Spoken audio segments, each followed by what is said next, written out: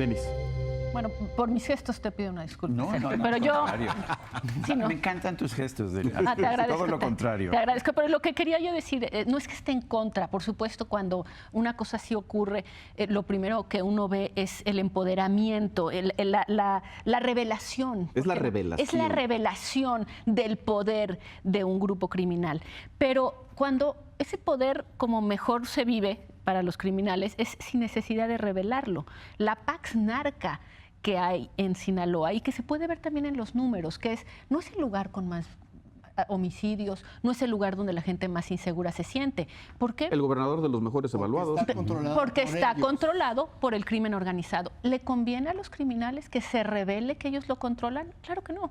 Fíjate que reporteros que estuvieron ahí pudieron platicar con gente del cártel de Sinaloa. Y básicamente lo que decían, esto es costosísimo para ellos. Costosísimo porque pierden ese control, porque la llegada masiva de militares, incluso de paracaidistas, no creo que los hayan mandado justamente a patrullar, porque el ejército se queda con una deuda ante sí mismo. ¿Que no van a dar abrazos los militares que fueron Que no allá a creo que Sinaloa? vayan a ir a dar abrazos. Entonces, ¿qué implica para el control del Estado? Pues implica un repliegue y ya creo que es una frase que me pareció increíble. Una de estas personas dijo, el invierno se acerca para ellos, es decir, Winter's coming. que es de esta serie famosa de televisión, de Juego de Tronos, pero lo que quiero decir es, empodera. ¿Tú crees de verdad que lo que quiere un grupo criminal que tiene controlado un estado como lo tiene el cártel de Sinaloa, lo que quiere es que todo México y el mundo lo sepa? Yo no lo creo. Yo no lo creo. Yo creo que su situación ideal es la que tenían. Y que esto... A ver, pero yo no dije, Denise, déjame, por alusiones personales, yo no dije que esto le convenga al cártel de Sinaloa. Claramente no le conviene al cártel de Sinaloa. Lo que dije es que el mensaje es a los capos grandes y pequeños de todo el país. El mensaje es: si armas suficiente lío, te van a soltar. Te van a soltar. Ese es el mensaje. Que era algo que platicábamos en sesiones pasadas, ¿no? Con el tema de los secuestros de los 92 camioneros ahí en el Estado de México, y que el Estado también, bueno, el gobierno también... Bloqueos de vías de ferrocarril que se han reanudado. Aunque sí creo, Sergio, que aquí hay circunstancias muy especiales, porque, digamos, habría que irse para atrás. Y recuerda las detenciones del Chapo, por cierto, en Mazatlán, a que no unos pasó lo mismo. kilómetros. Y no pasó esto. No siempre sucede esto. Yo creo que aquí sucede porque saben que pueden tener éxito en liberarlo. Si lo hubieran a lo mejor extraído, ya está. Pero porque el operativo fue malo. Pero vaya, no es tan replicable en todos los escenarios esto. A ver, porque entonces lo hubiéramos visto con el Chapo todas las veces. No, estoy de acuerdo, pero sí hay un mensaje. Depende del operativo, ¿no? Sí, hay no, Sergio, perdón, nada más. Sí. No, a ver, estoy completamente de acuerdo, cada situación es diferente. Sí hemos visto casos similares en el pasado, hemos visto casos en que la autoridad no se repliega y otros casos en que sí se repliega, pero usualmente cuando la autoridad se repliega está mandando un mensaje de debilidad. Eso lo sabemos hoy y lo sabía Maquiavelo, siempre se ha sabido, lo sabe cualquiera que ejerce el poder. Si quieres entrar a este tema y también ir a la sustancia, lo que sí, bueno, tratabas antes. Esto fue diferente porque el operativo fue un desastre. Sí. O sea, aquí nosotros llevamos más o menos 20 años de operativos exitosos. Y ninguno de los operativos que se realizaron antes, que tuvieron otro tipo de reacción, tuvieron este tipo de sometimiento a la autoridad. Incluso, nada más sintetizando, la captura en el abatimiento de Tony Tormenta por una unidad, un comando de la Marina en Matamoros, es cómo entraron los comandos especiales. Entraron por Estados Unidos, entraron vestidos de manera civil, entraron uno por uno, dos por uno, poco a poco. Nadie de los que están en Matamoros participaron, se selló perfectamente la información. Había información de inteligencia, donde, por cierto, aquí pues hay que buscar una alerta ámbar para el director del Centro Nacional de Inteligencia de la Guardia Nacional, que están desaparecidos. Pero ahí lo que hicieron fue, actuó la Marina, el Ejército hizo el primer perímetro de seguridad a 8 cuadras donde estaba el centro, donde estaba el búnker de Tony Tormenta, y luego la Policía Federal hizo otro afuera de la ciudad para ir frenando la llegada de los restaurantes. Es decir, hicieron el trabajo que aquí hicieron los otros. Entonces, no se dio por este tipo de desastre en donde el punto, lo que es la cereza de la mala planeación, no había plan de extracción. El plan de extracción del objetivo es lo más importante porque tú sabes que va a haber una reacción, en este caso, violenta. No nada más no hubo un plan de extracción, no nada más fue fallido, sino que llegaron de todos lados y no había ni siquiera quien los contuviera en las afueras de la ciudad. Entonces, aquí, y regreso, tú lo mencionabas, ¿qué es lo que demostró el cártel de Sinaloa? Que tiene una capacidad operacional y táctica militar con mucha experiencia. ¿Y qué es lo que va a pasar? Que esa es otra consecuencia. Cuando esto lo vio el cártel Jalisco Nueva Generación y el cártel del Golfo, ellos dicen, estos son mis enemigos. O yo elevo mi capacidad militar y de armamento para pelear con ellos en mi guerra, o me van a aniquilar. Y ahora me voy a la parte de la sustancia. El presidente establece un tema de moral sobre teníamos que, era la liberación o las vidas. Yo creo que la decisión del presidente en ese momento, después de estar viendo lo que estaba sucediendo, es correcta. ¿Qué es lo que creo que es incorrecto? Porque una cosa es tomar esa decisión, es decir, en este momento no puedo hacer nada porque pongo en riesgo no sé cuántas vidas, por ese momento no sabes todo lo que está en juego. Y otra cosa es que le extendieran una alfombra roja a Ovidio Guzmán López para que se fuera a la sierra. Aquí me voy a remitir a un ejemplo ya histórico. 1972, Juegos Olímpicos en Múnich, en Alemania. Septiembre Negro, la organización terrorista palestina, ataca a la delegación de Israel, toma dónde estaban sus dormitorios, toman rehenes, dicen, queremos salir, necesitamos el transporte, necesitamos salir de este país con nuestros rehenes. Dice el gobierno alemán, sí. ¿Y qué es lo que hace el gobierno alemán? Empieza a preparar la operación de rescate. Los saca de la Villa Olímpica, lleva a todos a un área del aeropuerto de Múnich, totalmente, donde estaban aislados, y ahí hace la operación de rescate. Mataron también a 11 atletas israelitas. Pero aquí pero es un asunto de Estado de Derecho. No negocias con terroristas, no negocias con criminales. Aquí hubiera sido más fácil que aquel momento, porque no tienen esa experiencia. Aquí tú dices, sí, muy bien, lo vamos a liberar, sacas a tus drones que vuelan a 3,000 metros de altura, haces la operación, en dónde van, hacia dónde van, y preparas a tus comandos de la Marina para que hagan la operación.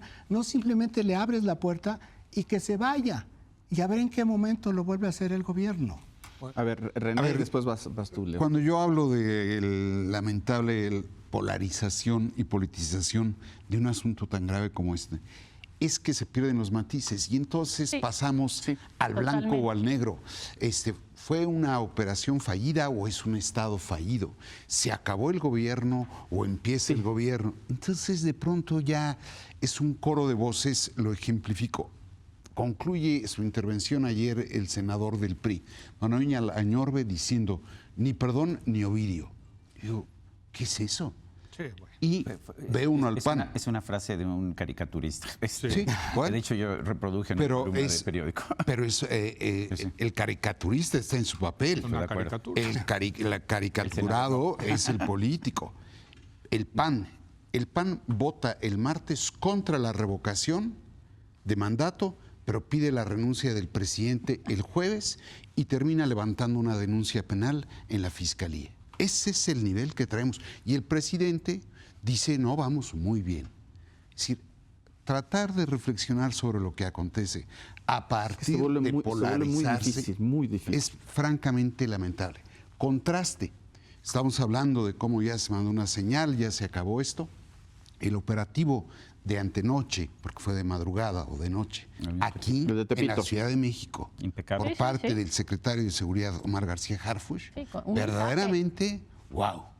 Sí, un mensaje. Entonces, a veces por eso fatiga el pretender participar en un debate que se llena nada más de polos contrarios, ¿no? Y la última parte que decía Raimundo en relación con llevarlo al campo de la vida o de la muerte. Es decir, yo creo que es un asunto muy delicado pretender decir, bueno, ¿cuántas vidas se salvaron? Dice Marcelo que cerca de 200. Yo digo, ¿qué capacidad de cálculo tiene este hombre? ¿No? Pero entonces yo le puedo sacar el acumulado de las víctimas producto del cártel de Sinaloa. Entonces, es lamentable el momento que estamos viviendo, ¿eh? Ahora sí, Leo. Yo quisiera entrarle a lo que dice Denise de que winter is coming, ¿no? Que se nos viene la noche, se nos viene el invierno. No, para lo que dicen los narcos. Viene el ejército ya de está. zombies. No, bueno, y nosotros vamos a estar ahí en medio, ¿no? Bueno, pero yo creo que yo mencionaba que una de las consecuencias iba a ser con los militares, y creo que va a ser muy importante lo que viene en este sentido, porque yo no tengo dudas que el Estado, las Fuerzas Armadas, tienen más capacidad de fuego que los narcotraficantes. Tienen helicópteros, tanquetas, tanques, drones, en fin.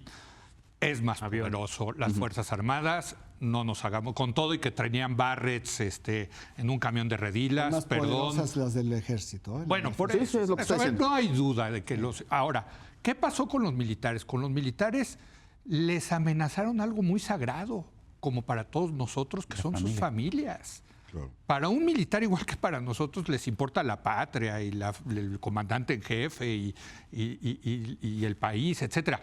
Pero lo que más les importa son sus familias, porque son seres humanos. Y que les hayan amenazado a sus familias, yo creo que es efectivamente, los narcos se están dando cuenta de que los militares van a reaccionar. Por eso viene el invierno. Entonces ahí me parece que viene un tema muy interesante. ¿Y el presidente qué va a hacer al respecto? Porque el presidente, dentro de su spin, de su giro, está diciendo que él es humanista, que él es diferente, que Gandhi, que la violencia no se combate con violencia, que el fuego no se apaga con fuego. En fin, si de verdad se viene el invierno y viene realmente una reacción dura de los militares por lo que pasó en Culiacán, pues entra en contradicción. Pero es que también con el discurso entre del el no hacer presidente, y lo que tú planteas, hay como 16 graduaciones. Sí, hay muchas. ¿Sí? No, es decir, no va a salir el ejército a disparar a mansalva, pues puede ser un operativo muy quirúrgico, pues como cuando en las relaciones internacionales. No es ahora ya viene. Ok, pero entonces definamos que a lo mejor llega el otoño, no llega el invierno. No, a ver, pero The Winter is Coming, pero claro que sí. En Juegos de Tronos es la batalla final, que es violentísima. Sí, pero ese es el apocalipsis. Pero seguimos hablando, a ver, yo insisto, seguimos hablando como si estuviéramos en el calderonato, o sea, seguimos hablando de operativos, seguimos hablando de toda esta guerra, cuando yo creo que, a ver, mañana van a discutir en la Comisión de Justicia del Senado de la República, por orden de la Suprema Corte de Justicia ya, la regulación del mercado de la marihuana. Ya está la iniciativa, y yo creo que el presidente está desaprovechando la oportunidad para cambiar la narrativa y hablar también de regulación del mercado, porque él ya dijo, no está en mi agenda. No estará en su agenda, pero está en su agenda el Poder Legislativo. Son las armas que vienen ilegalmente de Estados Unidos, y hay un operativo Frozen que podríamos discutir si funcionaría o no funcionaría. Es la precarización, es la pobreza, si los programas sociales van a tener resultado a largo plazo o no, si están focalizados, si van a prevenir violencia y demás. Porque seguimos hablando de operativos, pues la verdad es que con toda la información que podamos recabar profesionalmente, con medios de comunicación, con fuentes, con las redes sociales, que han sido también, hay que decirlo, el gran actor de estos operativos. Gracias a las redes sociales, muchos pudieron reconstruir lo que pasó ese día, y hicieron un ejercicio magnífico, por cierto, Gisela Pérez de Hacha y Sergio Beltrán, para reconstruir ese día, georreferenciando todos los operativos de esa mañana y de esa tarde. Bueno, finalmente creo que hay que cambiar un poquito la narrativa. Pero, Genaro, la narrativa, perdón, sí, es que es interesante. Tú mismo estás diciendo algo que me parece súper importante, que es, esto vino a demostrar también que el control del presidente sobre la narrativa es limitado. Y además, en ese sentido, sí creo que se parece a la noche trágica de Iguala. ¿Por qué? Porque el presidente Enrique Peña Nieto también tenía su narrativa. Su narrativa era la política, los acuerdos, el pacto. Sí. ¿Y se le cayó esa noche? Y esa noche se le cayó porque la realidad existe y porque este país y nuestro país tiene esa imbricación terrible, catastrófica entre autoridad y crimen, etcétera, que en algún momento los alcanza a todos. Sí. El tema es cómo cada uno de ellos lo resuelve. Exactamente. No, es que no estoy... Simplemente es la imbricación, la falta de división entre la legalidad y el crimen, la sociedad y los criminales, está ahí. Y esa estalla, quieras o no, y le estalla a cualquier presidente. La diferencia no va a ser esa, la diferencia va a ser cómo lo manejas. Entonces, el presidente ahorita simplemente no tiene esa agenda ni puede estar hablando de los programas sociales, porque cada mañana le van a seguir preguntando sobre este tema. Yo veo un punto positivo. Pero habla de béisbol de repente. Pero yo quisiera nada más decir dos cosas. A mí me hace falta una absoluta transparencia sobre el tema de lo que ocurrió. Si te dijera cuál es la gran deuda que en este momento tiene este gobierno con nosotros, yo quisiera minuto a minuto, desde la toma de decisión, una explicación que todos nos merecemos. Y bueno, si todos nos lo merecemos, Culiacán, hoy lo anunció el presidente, vamos a ver qué es lo que entrega. Creo que si nosotros lo merecemos, cada una de esas personas que hoy se quedó con un estrés postraumático después de lo que pasó en Culiacán, lo merece más que nadie. A mí me preocupa el futuro, Te voy a decir, porque estamos... Perdón, es que es... ¿Y cuál es la única cosa buena que yo veo de todo esto? En las sociedades que están conviviendo, también conviviendo como lo hace Sinaloa, y en particular Culiacán y los culichis, con el crimen organizado, ¿cuándo va a llegar el momento en donde toda la sociedad tomará conciencia que esos pequeños gestos de convivencia son enormes en realidad y que destrozan? A ver, perdón. Te lo voy a poner así. ¿Tú crees que la gente de Culiacán, sintiéndose rehén como se sintió, no vio por primera vez lo que significaba tener en su seno y en sus familias, porque obviamente no vienen de Marte, son parte de la sociedad, que un grupo así de armado los pudiera tomar como rehenes, porque los tomó como rehenes para obtener, para alcanzar sus propios fines? Es decir, esa cosa amable, esa cosa de verlos como modelos, de sus botas, de sus sombreros, toda esta narcocultura de ir a sus y de sus funerales y de sus músicas. ¿En qué momento? Anoche, por eso, en el noticiero sacamos una imagen en donde en estas lluvias de Jalisco, el cártel Jalisco Nueva Generación está repartiendo bienes. Y además se dan el lujo de decir, no es el DIF, viene del patrón, es el Mencho. Yo no digo que no lo reciban, pero esas ayudas están manchadas de sangre. Y comprar marihuana de esos grupos es comprar marihuana manchada de sangre. ¿Cuándo haremos conciencia? ¿Será esto como sociedad? Y me pregunto si esto fue un paso en la sociedad de Culiacán para decir, a ver, es que sí tiene un costo hospedar a alguien así en nuestro seno. Porque cuando haya regulación. Me preocupa el futuro. ¿Qué quiere decir me preocupa el futuro? Nos dice el presidente que hay una nueva estrategia. No la ha explicado muy bien, pero nos ha dicho que son abrazos y no balazos. ¿Significa esto que ya no se va a perseguir al crimen organizado? La verdad es que no lo sabemos. Y sí hemos visto acciones constantes, no es nada más la de Culiacán, acciones constantes en contra del crimen organizado, definitivamente, y algunas muy bien hechas, no hay problema. La pregunta es, ¿cuál va a ser? Nos dice Genaro. No es un poco, es decir, voy a ir sobre los delitos que más afectan la vida cotidiana de los... voy a ir sobre la extorsión, voy a ir sobre el secuestro. Es que no lo sabemos, pero no está haciendo eso. El narcotráfico como tal... no sigue deteniendo a narcotraficantes y claramente trataron de detener a Ovidio porque era un narcotraficante y alguien de la autoridad trató de detenerlo. Lo hemos seguido viendo por todos lados. Incluso el operativo del barrio de Tepito, pues lo que encontraron fue marihuana también. Yo aquí lo que pregunto es esto, no hay ninguna indicación de que los programas sociales bajen la delincuencia. No hay ninguna indicación de que los estados más pobres sean más violentos que los estados más ricos. Yucatán es mucho menos violento que Tamaulipas y no hay ni comparación entre la prosperidad. El tema de las armas es un tema político que han venido usando desde Calderón. No hay ninguna correlación entre la disponibilidad de armas y la violencia. No la hay estadísticamente. Estados Unidos tiene libertad de comercio de armas y tiene... muchísimos muertos. Nosotros tenemos 6 veces más el número de homicidios que en Estados Unidos per cápita, 6 veces más, y tenemos 1/10 parte de las armas registradas. Pero no registradas. Pero es que además es que las registradas no son ninguna. Estados Unidos tiene el mayor índice de letalidad de ataques de fanáticos, locos, a escuelas, a lugares. Y es por el poder de armas que hay en Estados Unidos y que no hay en Australia dijo Noruega, son las armas. Suiza, Noruega, todos estos países europeos tienen 3, 4, 5 veces más las armas de México, no registradas, sino que realmente están.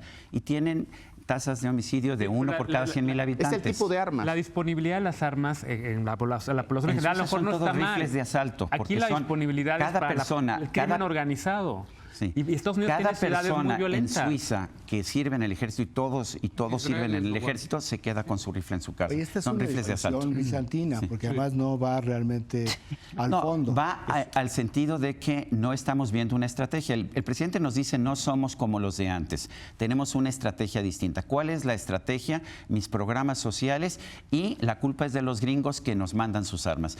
Y es falso eso no va a mejorar la situación. A ver, tengo que ir a un corte.